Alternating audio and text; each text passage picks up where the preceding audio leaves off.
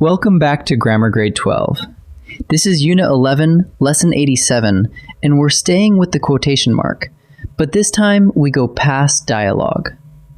You already know quotation marks wrap around the words people say out loud. What you may not know is that those same little marks do three more quiet jobs. They frame the titles of short works, they set off certain small parts of a longer work, and they flag a word that's being used in a special or unusual way. Learn those and you'll punctuate like an editor. Let's get into it. Before we look at examples, here's the map of the lesson. Beyond enclosing the words people speak aloud, quotation marks take on three quiet jobs. First, they frame the titles of short works: a poem, a song, a single short story. Second, they set off small parts of a longer work: a chapter, a section, one episode. And third, they flag a word that's being used in a special way, an ironic label, or a word we're talking about as a word. Notice the thread already. Quotation marks tend to go around the short thing, the small piece. Keep that idea close. It's the key to the whole lesson. Let's start with the biggest use, the titles of short works. A short work is a piece small enough to live inside something larger, and its title takes quotation marks.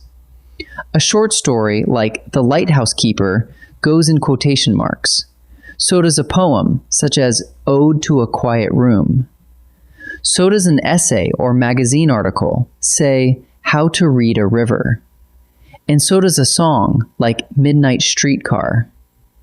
Notice what these have in common. Each is a small piece, not a whole book or album. That smallness is exactly why we reach for quotation marks. The same instinct handles parts of a longer work. When you name a single chapter, a section, or one episode of a series, you put that part's title in quotation marks. You might mention the chapter titled Crossing the Delta, or point a reader to the section called Sources and Notes at the back. And when you talk about one installment of a show, you quote it too, the episode The Empty Chair. Here's the neat pattern to hold on to. The whole book or series is set in italics, but any single part you pull out of it gets quotation marks. Big container, small part. Italics outside, quotation marks inside. The third job is a little different. Sometimes you want to hold a single word up to the light, to show you mean it in a special, ironic, or so-called way, or because you're talking about the word itself. Quotation marks do that. His so-called bargain cost double. The marks tell the reader you doubt it was really a bargain. She called the mess a masterpiece, dripping with irony, and the quotes carry that tone. And when you refer to a word as a word, the word literally is often misused. Quotation marks set it apart, though you'll also see italics used for that. Either way, the marks are a little spotlight that says, notice this word. Here's the single most useful test in the whole lesson. Short works versus long works. Short works, the small pieces, take quotation marks. Think of a poem or a song, a short story or essay, an article, or one episode of a show. Each of those is only a part of something bigger, so it goes in quotation marks. Long works, the big containers, are set in italics instead. A book or novel, a film or album, a magazine or a whole series. Each of those is a large, complete work, so we italicize the title rather than quoting it. So before you mark any title, ask one question: small part or whole work? A small part gets quotation marks, and a whole work gets italics. Let's turn all of that into a quick check you can run on any title or word. 1. Is it a short work, a poem, a song, a short story, an article? Quotation marks. 2. Is it a small part of something larger? A chapter, a section, a single episode? Quotation marks again. 3.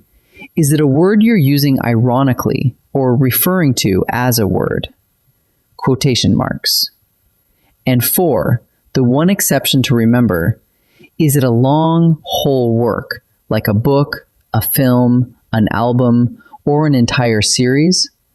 Then italics, not quotation marks. 3 doors lead to quotation marks, 1 leads to italics. Let's practice. Time to practice. In this first set, I'll name a work, and you decide how its title should be styled, quotation marks or italics. Think small piece versus whole work. Pause the video and choose before I reveal each answer. You want to cite a song, quotation marks or italics. A song is a short work, a single small piece, not a whole album. Short works take quotation marks, so the song title belongs in quotation marks. You mention a single chapter of a book, quotation marks or italics. A chapter is one small part pulled out of a longer work. Parts get quotation marks, so the chapter title takes quotation marks. Now the title of a whole novel, quotation marks or italics. This time, the work isn't a small piece, it's an entire book. Whole, long works are set in italics, so the novel title takes italics, not quotation marks. On to the second set. These test the special word use and the short versus long line one more time. Decide before I answer, and remember the pattern. Small piece gets quotation marks. Whole work gets italics. You want to show a word ironically, that his so-called bargain was no bargain at all. Quotation marks or italics. A word used in that knowing, so-called way takes quotation marks, so bargain goes in quotation marks. You cite a whole magazine, quotation marks or italics. A magazine is a full publication, a large container that holds many articles. Whole works take italics, so the magazine title takes italics. Finally, you reference a single magazine article, quotation marks or italics. An article is a short piece living inside the larger magazine.